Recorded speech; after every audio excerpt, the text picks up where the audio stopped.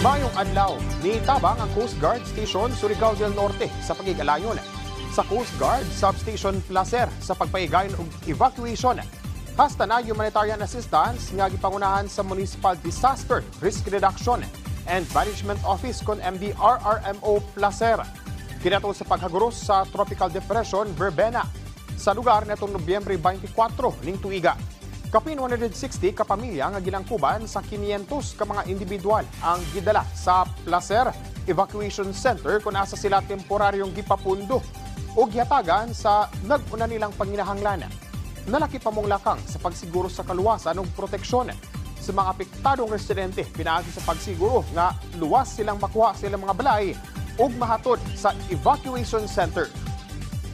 Arestado ang duha ka mga individual atol sa bypass operation sa Philippine Drug Enforcement Agency Regional Office 11 sa tabang sa uban pang mga law enforcement units ning adlaw nga Martes, Nobyembre 25 ning tuiga sa Purok 7, Barangay Ising, Carmen, Davao del Norte. Nailang dinakpan nga sila alias Dodong o alias June. Kinsa malampusong napalitan sa mga awtoridad og 25 ka gramo sa gituang shabu nga gibanabana mo balor sa 125,000 pesos.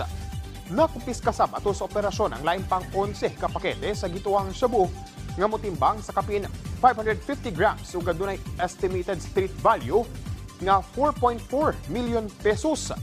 Balog na sa prisuan ng mga dinakpan nga mag-atubang sa kasong paglapas sa Republic Act No. 9165 kon Comprehensive Dangerous Drugs Act of 2002.